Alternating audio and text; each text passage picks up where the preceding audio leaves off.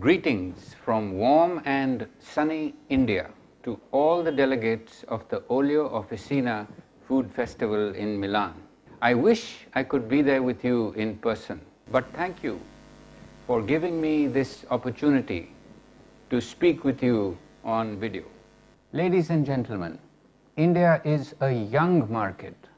Not too long ago, olive oil was known in India only as a massage oil, a fact with which most of you may not be familiar. It was only in the early part of the 2000s that the concept of olive oil as an edible oil was properly introduced to Indians.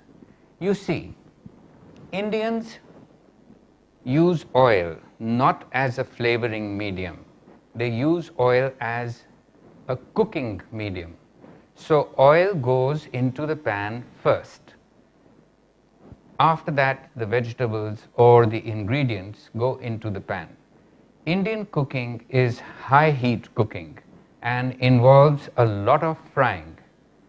So when Indians tried to cook with extra virgin, first of all, when they reached high temperatures, the oil became unstable.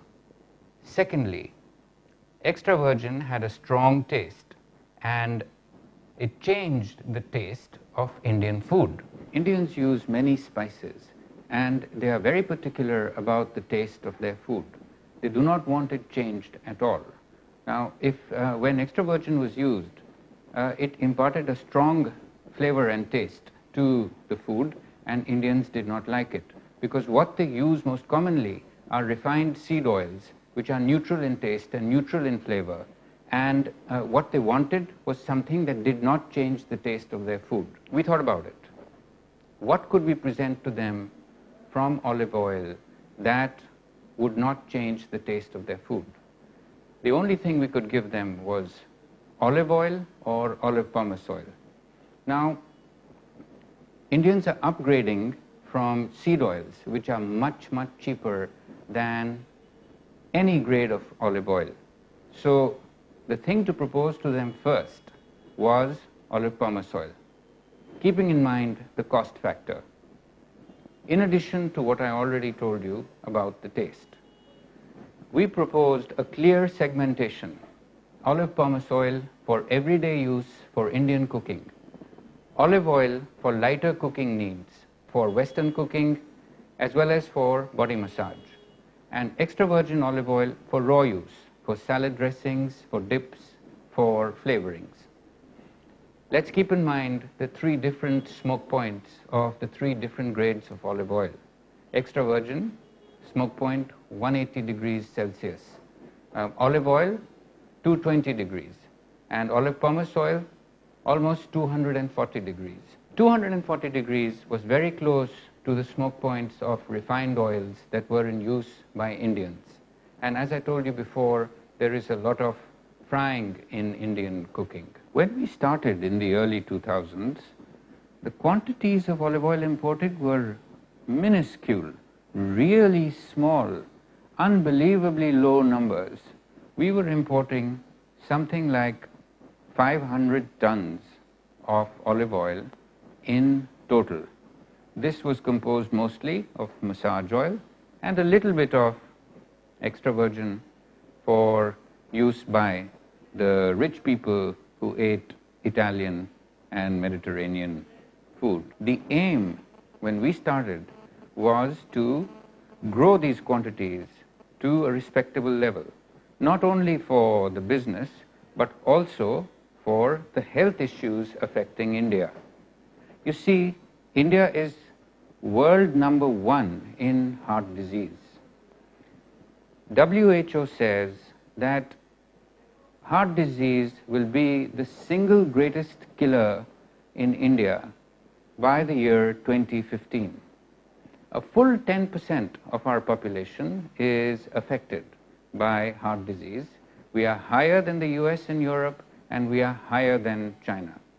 We are also the hypertension capital of the world, and we are the number 2 diabetic capital of the world after China, with 51 million people affected. Over 40% of urban Indians suffer from high lipids, that is, from high cholesterol and triglycerides. So, what were the challenges facing us? Number one, to educate Indians that olive oil was not a massage oil, but primarily an edible oil, an oil that could be consumed. Number two, that olive oil was suitable for Indian cooking. Number three, that olive oil was the healthiest oil in the world. And number four, that when you took into account the health benefits, it was not an expensive oil, despite the fact that it had a high price. We also told them that olive oil was used in lower or lesser quantities than other edible oils. Dear delegates, what we have been doing over these years is now beginning definitely to show results. For example, last year we imported about 4,000 tons of olive oil. This year we expect to import 6,000 tons. That means a growth of 50%. And we expect this growth to be even higher in the future. That will make India one of the fastest growing countries in the world with the highest growth rate. About 40% of imports is olive pomace oil, 40% is olive oil, and 20% is extra virgin. We do not propose olive pomace oil as a substitute for extra virgin. We propose it as an upgrade from the normal seed oils that Indians use, the normal refined oils, the sunflower, mustard, peanut, etc., etc. So it is an upgrade from the seed oils, and we have to learn to look at it not top down as you Europeans do from extra virgin, but bottom up from the cheap refined oils, the seed oils that Indians use. Olive pomace oil is an upgrade from the refined oils. Once they adopt olive oil, we will tell them that olive oil or pure olive oil is better than olive pomace oil, and that they should use olive oil and extra virgin olive oil.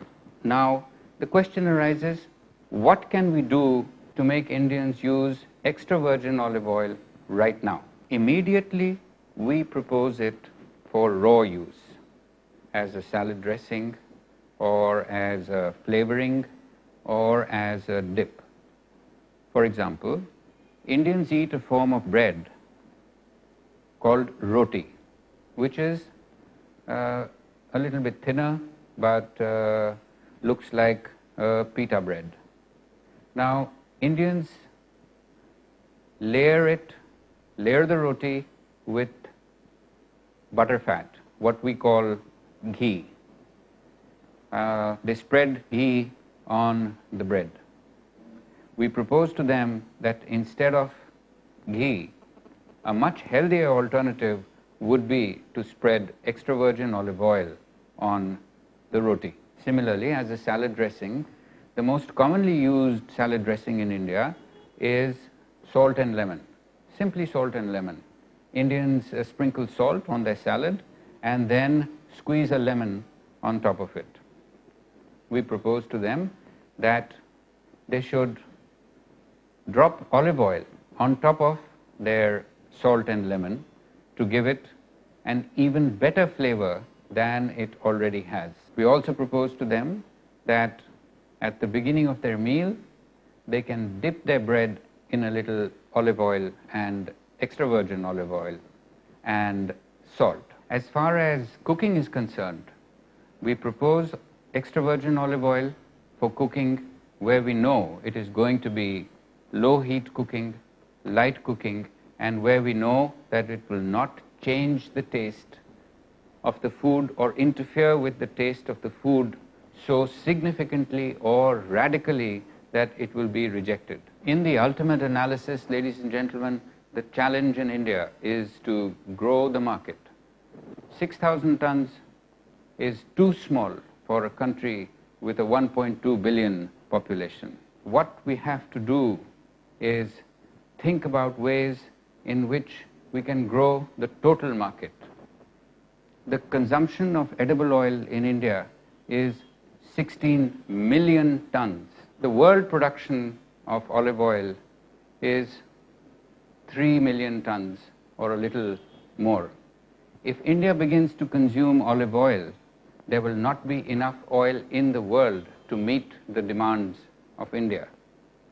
What I say to all of you and to the rest of olive oil fans in the whole world is that we should not waste our time criticizing different grades of olive oil and saying that one grade is better than the other. We have to concentrate on growing the market. Even the market for olive oil in the world is only 3 million tons, whereas the total consumption of edible oil in the world is in excess of 75 million tons. For the sake of the health of the world, for the sake of the olive oil industry, should it not be our effort to grow the total market for olive oil?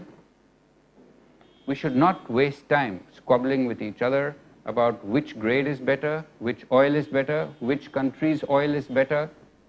We should all focus on growing the world market. The challenge really is to spread education and awareness worldwide about the benefits of olive oil so that the total world market grows. As far as my own country is concerned, we are already growing at 50% plus every year, and we expect to grow even faster in the future. As I said before, we soon expect to have a demand that will be a very large number. As I also said before, if India starts to consume olive oil in large quantities, world production will not be enough to meet the demand of India. We expect, ladies and gentlemen, to present you with a very large market in the very near future. Thank you for your attention.